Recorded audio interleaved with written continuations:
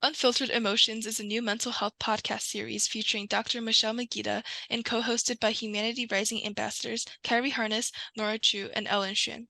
Podcast topics include anxiety, depression, suicide ideation, coping skills, meditation, breathing and grounding exercises, access to professional help, and more. Youth receive professional guidance and also share their challenges and coping skills with one another. Tune in as we debunk issues in the mental health community and learn together about the steps we can take to optimize our mental health and overall well-being.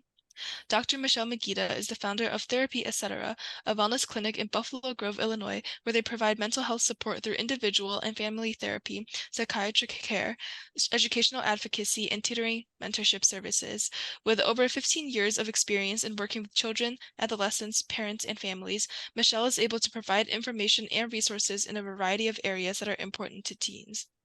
Kairi is a passionate advocate for mental health and invisible disabilities from Dilley, Texas. As a Humanity Rising ambassador, Kairi is devoted to driving positive change in her community and beyond. Through her advocacy work, she endeavors to heighten awareness and cultivate a supportive environment for those grappling with mental health challenges and invisible disabilities. When not spearheading initiatives, Kairi dedicates her time to exploring diverse cultures, seizing every opportunity to contribute to the well-being of others and leave a lasting impact. Ellen Hsuan is a high school junior and Humanity Rising ambassador from Illinois who advocates for youth well-being and empowerment. Her work focuses on erasing the stigma around situations that affect mental health, as well as heightening awareness about cultural diversity and education. In her free time, she loves to play word games, bullet journal, and learn different languages. So today we're going to talk about suicidality and suicidality, what is suicidality, and many other things. So let's start us off with what is suicidality, Miss Magida, Dr. Magida? Well, there are some things that you should know when it comes to suicide. It is the third leading cause of deaths in young people ages 15 to 24. Oftentimes, boys are 4 times more likely to die from suicide than girls. However, girls are more likely to attempt suicide than boys. Guns are used in more than half of youth suicides. And in the past 10 years, suicide rates among young people ages 10 to 17 have increased by more than 70%. Treatment for teen depression and suicidal thoughts can save lives and give young people hope. And I think that it is important to talk about this topic, as uncomfortable as it may be, because talking about it brings knowledge, which can save a life. Right. Yep. So thank you for all the information and the statistics. I think it's really important that we spread like the knowledge about why this is a thing so that we can learn how to prevent it. So on that note, so what are some things that teens should know about suicide? For example, like the common causes, etc. So what exactly is suicide ideation? Could you please give us like a definition of that? Yes. So, suicidal ideation is a really fancy way of saying thinking about suicide. And when we talk about suicidal ideation, there's passive SI and active SI. Both can feel extremely scary. Passive SI is thinking like feeling that you'd be better off dead, or not thinking about doing anything to speed up that process, right? Not thinking about anything specific that would be harmful to yourself, but just that thinking of, man, if I don't wake up tomorrow, I wouldn't be bad, right? Or thinking, I know that when I am driving, I'm going to make safe choices, but also thinking, If I get in a vicious car accident and don't make it out alive, I wouldn't be mad at it. So very deep, very distressing. But when we're saying it just in general, that's called passive SI. Then we have something called active SI, and that is very, very different. That's when you're thinking about the specifics of harming yourself, the how, the when, the where. In active SI, an individual might take actual steps to getting lethal means with an intent to follow through. So when we are determining suicidal risk, we need to know, does that person have protective factors? Does that person have a support system? Does that person have family members that they can rely on? Best friends that they can lean on? Do they have hopes, goals, dreams, wishes for themselves, for tomorrow, right? So those are protective factors.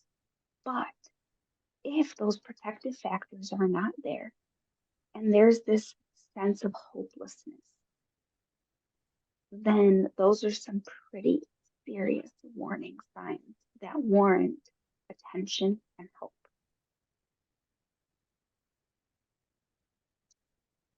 Yeah, I've had both of my siblings actually have been to therapy because of suicidal thoughts, and they both had passive suicidal tendencies, n- which so I know how like stressful it can be to either be that person or to be around a person like that, how stressful it is and how difficult it can be. Um, but I also know how like warning signs are very important and what to look out for. So what are some warning signs for suicide? That's a great question. So I like to break it down into talk, behavior, and mood. So warning signs of talk: when someone says that they don't want to be a burden to others, when they're talking about self harm, talking about feeling trapped, having no reason to live, experiencing unbearable pain.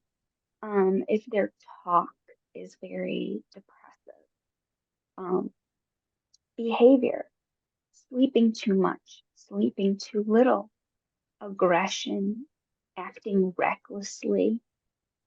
So aggression, it could be physical or it could be like verbal, like being verbally aggressive and swearing and belittling or just acting and speaking in a way that isn't of their character.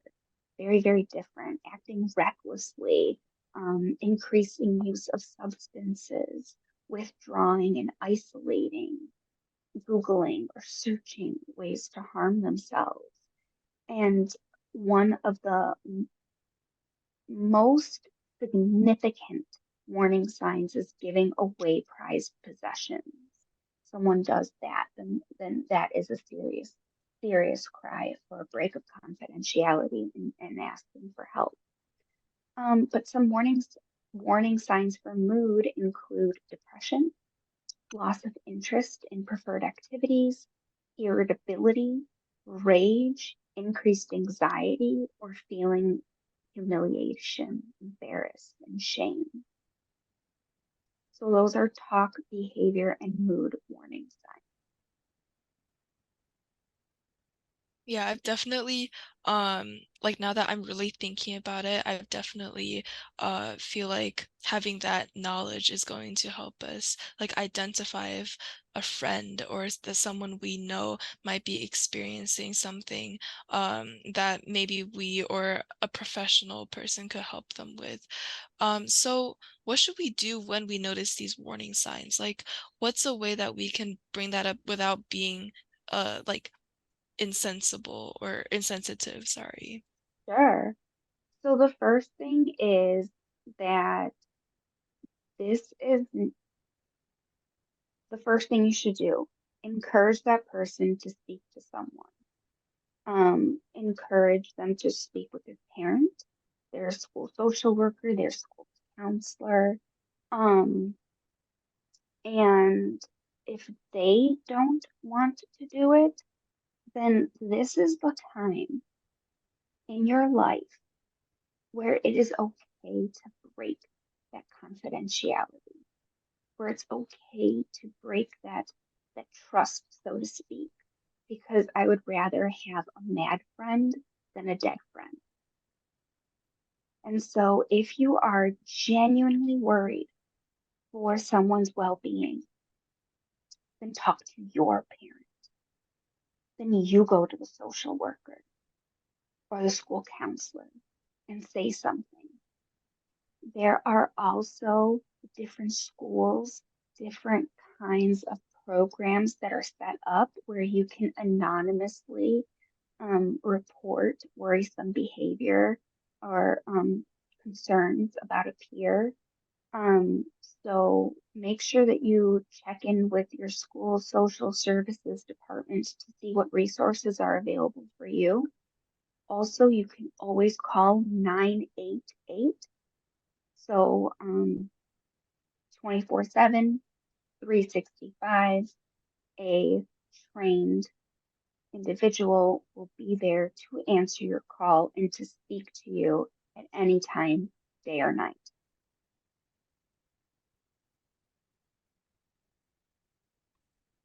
That is very important that there is someone there, because I do know how sometimes, like, I know I personally have problems where I'm like up at like 2, 3 a.m. and I just like fall into a deep spiral of like negative thoughts and go to really dark Yeah, places.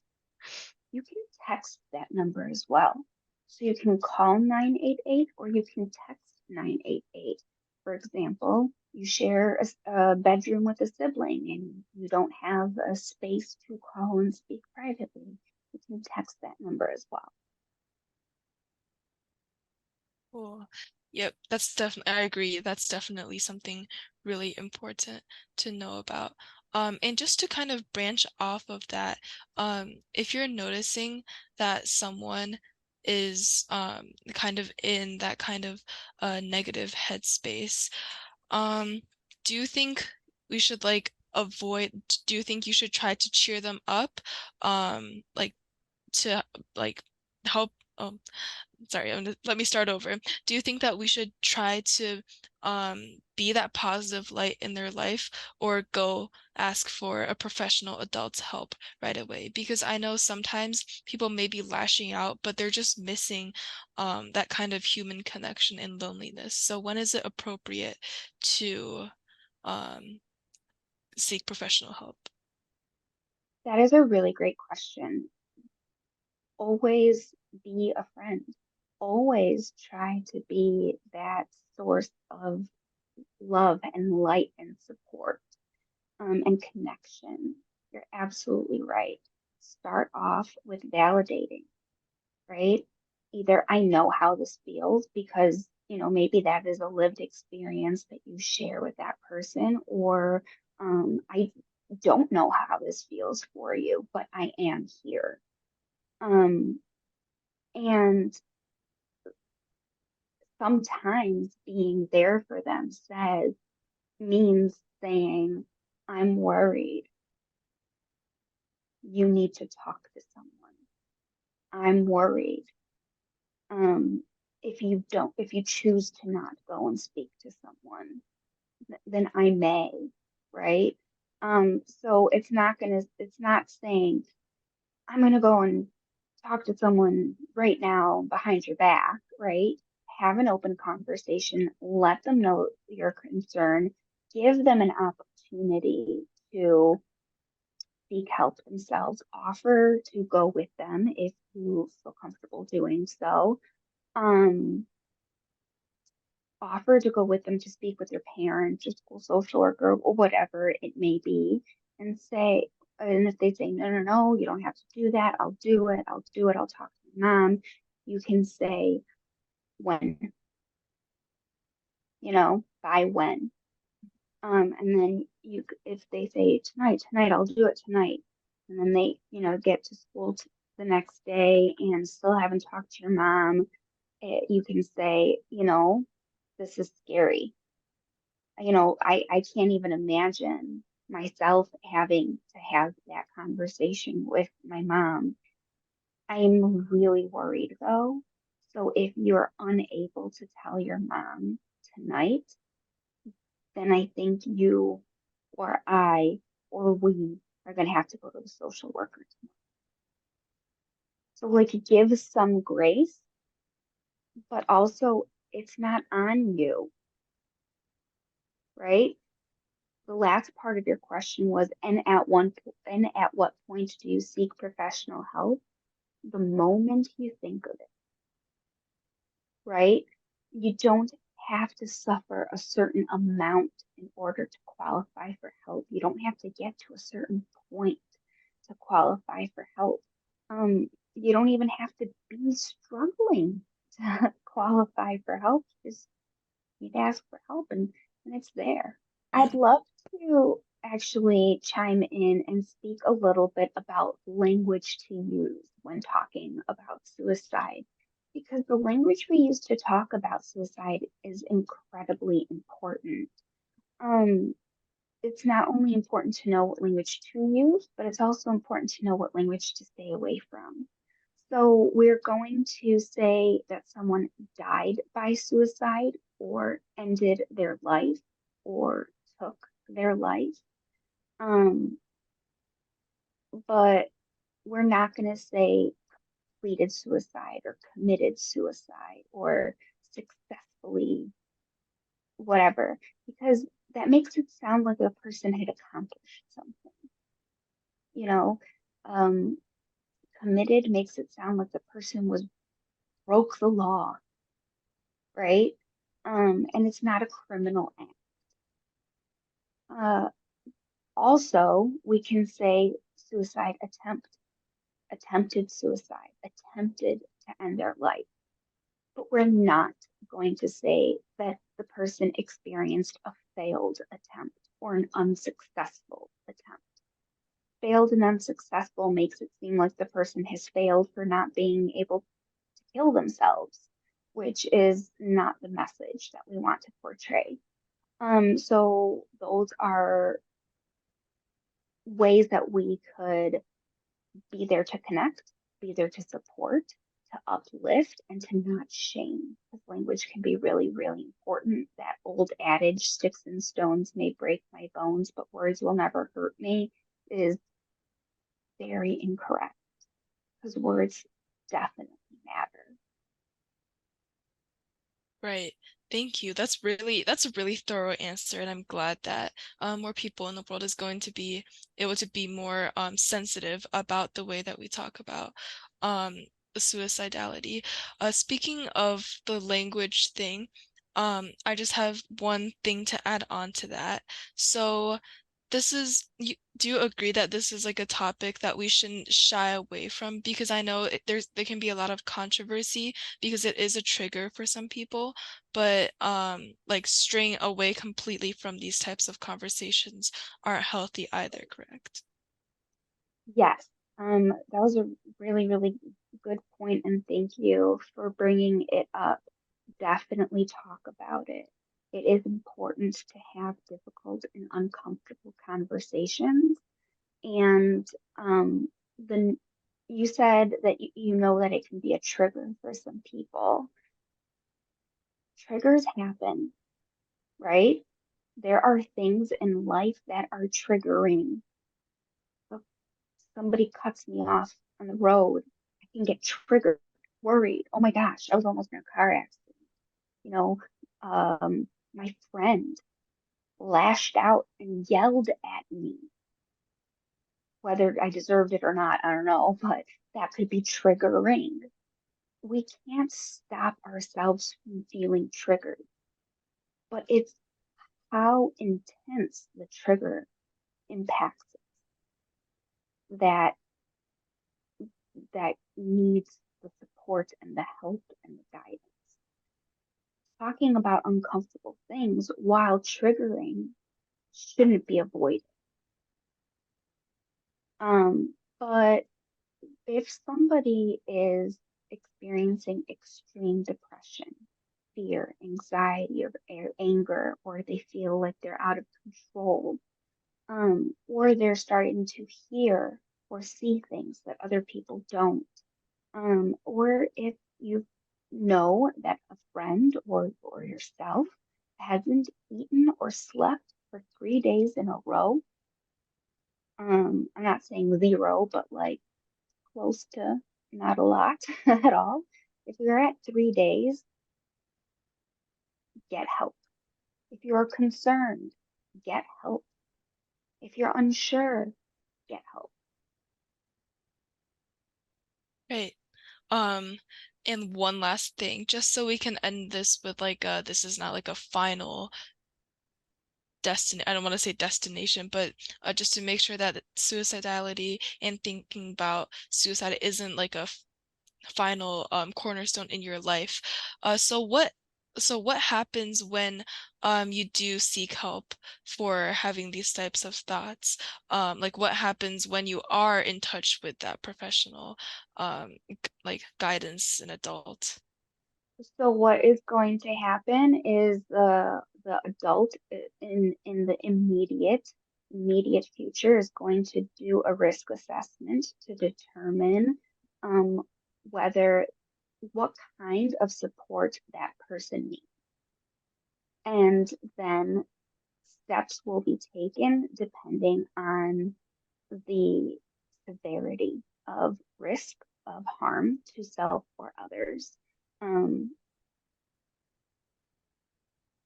and that the subsequent steps looks different depending on the outcome of that risk assessment.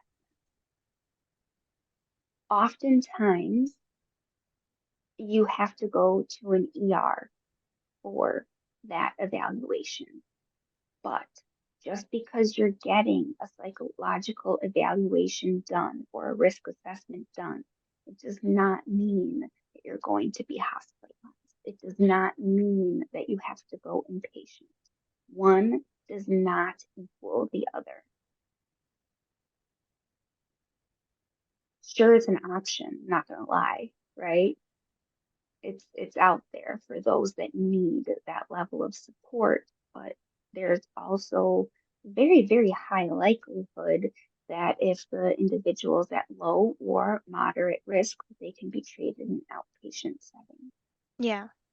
My brother was actually had a psych evaluation at an ER and was considered an outpatient at one of the biggest mental health facilities where I live because of it. But like we were also stressed, but getting that help is so beneficial, and I believe he Yeah. truly is better for getting that help.